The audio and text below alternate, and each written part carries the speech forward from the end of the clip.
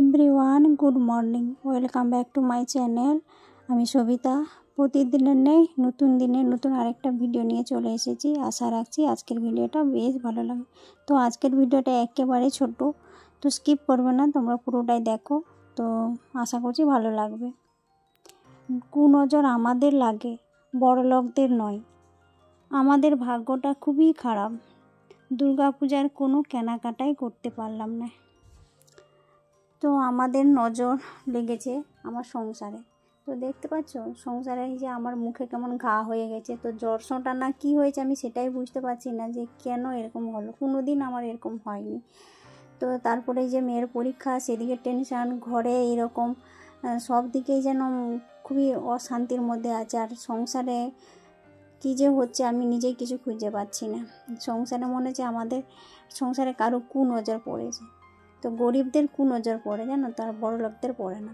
কেন বললাম? এইদিকে দেখো সোমবার দিন কি ঘটনা হয়েছে। মেয়ে পরীক্ষা দিতে যাবে সেই টাইমটায় এত বৃষ্টি হলো, মানে কি বলবো, মুষলধারা অঝরা বৃষ্টি।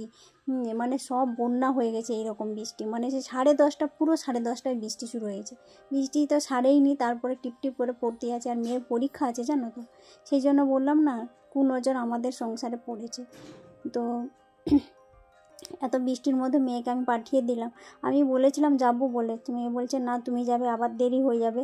তো স্কুল থেকে আবার মেসেজ পাঠিয়েছে, বলে এত বৃষ্টি হচ্ছে তার জন্য পরীক্ষা একটু দেরিতে শুরু হবে, 15 মিনিট দেরিতে শুরু হবে। তো যাই হোক, যারা যেতে পারেনি তারা যাবে। কিন্তু তাও বৃষ্টি মানে 12টা পর্যন্ত বৃষ্টি টানা হতেই আছে, জানো তো এইরকম। তো যাই হোক, একটু মেয়েকে আলু সেদ্ধ ভাত ডাল করে ওটা খাইয়ে দিয়ে পাঠিয়ে দিয়েছি, রান্না বান্না করেছি। তারপরে এই যে রান্নার পরে না একটুখানি রান্নাঘরটা পরিষ্কার করে নিচ্ছি। তো স্টাইলগুলো পরিষ্কার করে নিচ্ছি। আর রান্নাঘরটা এখন আমার পরিষ্কার করা হয়নি, ডিপ ক্লিন, জানো তো। তো মেয়ের পরীক্ষার জন্য তো আমি এগুলো পরিষ্কার করতে পারিনি, কিন্তু ঘরগুলো পরিষ্কার হয়ে গেছে। তো রান্নাঘরটা, বাথরুমটা এগুলোই পরিষ্কার করতে বাকি আছে। তো পরীক্ষা শেষ হলে শনিবার দিন দেখে আমি ওই দুটোকে পরিষ্কার করে নেব। তো আমাদের ভাগ্যটা খুবই খারাপ। মেয়ে বলছে যে কেন আমার সাথে এইরকম হয়। তো আমিও সেটাই বুঝতে পারছি না কেন আমাদের সাথে এরকম হচ্ছে। আসলে আমাদের উপর কারো নজর পড়েছে, কুনজর নিশ্চয়ই, না হলে আমাদের সাথে এরকম হয়। তো দুর্গাপূজার আমরা কোনো কেনাকাটাই করতে পারলাম না। অফলাইনে তো করতেই পারলাম না, অনলাইনে সামান্য কটা করেছিলাম, তো সেটাই তোমাদেরকে দেখিয়ে দিয়েছি।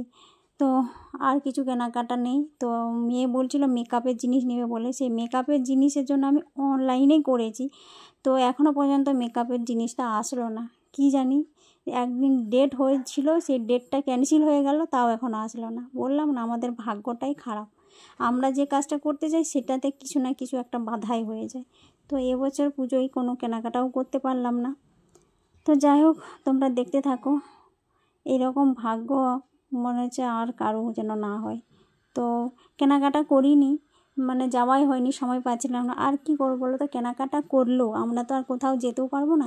যেহেতু পুলিশের ঘরে না কোনো শখ আহ্লাদ এগুলো রাখতে নেই। যেহেতু পুলিশের আমরা ফ্যামিলি, তো সেই জন্যই পুলিশ তো ওরা তো ডিউটি করবে পুজোতে। আর আমরা কি করব, জামা কাপড় কিনে আমরা কি ঘরেই পরে বসে থাকবো? আমরা তো ঠাকুর দেখতেও যেতে পারবো না। এবার ঠাকুর দেখতে গেলে রাতের বেলায় যাব। তো রাতের বেলায় যাব, আবার রাতের বেলায় আবার না আমাদের এখানে 4টে থেকে আবার রাত 11টা পর্যন্ত টোটো বন্ধ করে দিবে। আর যারা অসুস্থ মানুষ, তারা হেঁটে যেতে পারে না, তাদের কত কষ্ট হবে বলো তো। যেহেতু আমরা নিজেরাই যাব দুজনে, তো কী করেই বা যাব টোটো না থাকলে।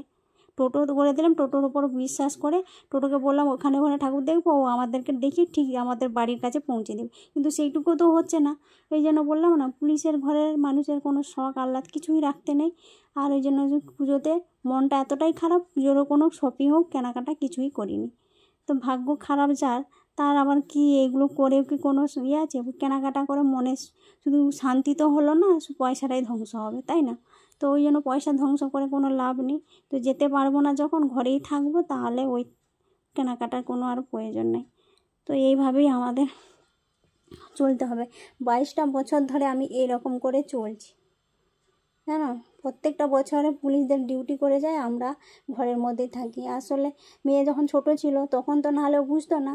ওই পাড়ায় কত পুজো হতো, সেখানে ওকে প্রত্যেকদিন সন্ধ্যেবেলায় করে নিয়ে ঘুরিয়ে চাট ফুচকা খাইয়ে চলে আসতাম। কিন্তু এখন বড় হয়েছে, সবাই এখন বন্ধুবান্ধবরা সবাই ওখানে ঠাকুর দেখতে যায়, সবাই ফেসবুকে পোস্ট করে, ইউটিউবে পোস্ট করে। তো আমরা কি করব? তো আমরা তো আর করতে পারবো না, যেহেতু আমরা যেতে পারবো না। একা আবার কার সাথেই বা যাবো, টোটোও আর থাকবে না, তাহলে কী করে যাবো বলো তো? এত সমস্যার মধ্যে কি আর ঠাকুর দেখা যায়? আর যে ঘরের মানুষ, যে প্রিয়জন, সে আমাদেরকে দেখাইতে পারবে না, কোথাও নিয়ে যেতেও পারবে না। তো যাই হোক, তোমাদের সাথে গল্প করতে করতে আমার রান্নাঘরটা পরিষ্কার হয়ে গেছে। তো তারপরে মেয়ে না স্কুল থেকে আসলো, তোকে দেখাই তোমাদেরকে। ও যখন যায়, ও সাইকেলটা একবারে পুরো জলের মধ্যে ডুবে গিয়েছিলো, পাটা সব ভিজে গেছিলো, যেহেতু রেনকোট পরেছিল বলে। তো জামাটা ভিজেনি, প্যান্টটা ভিজেনি, ওর জুতো মোজা সব ভিজে জলে ভর্তি হয়ে। তো ভাগ্যিস ও মোজাটা খুলে নিয়েছিল, আর জুতোটাও খুলেছিল। যখন মৌখিক হয় না, ওরাল, তো তখনই ও জুতোটা পরেছিল, সেই তখন পরেছিল বলে 10-15 মিনিট। তারপর ওর পাগুলো দেখো কেমন হয়ে গেছে, মানে জলে ভিজেছিল জুতোটা না, পাগুলো দেখো একবারে সেঁতে গেছে, মানে মানে কেমন হয়ে গেছে, জলে অনেকক্ষণ থাকলে যেমন পাগুলো কুঁকচে যায় না, সেরকম হয়ে গেছে। তো আমার খুব ভয় লেগে গেছিলো যে এরকম হয়ে গেছে, আবার শরীর খারাপ না হয়। তো যাই হোক, ও আসলো, তারপরে যে দুপুরের খাবারটা খেয়ে নিচ্ছি। তো ভিডিওটা কেমন লাগছে অবশ্যই কমেন্ট করে জানাবে। ততক্ষণের জন্য সবাইকে টাটা, বাই।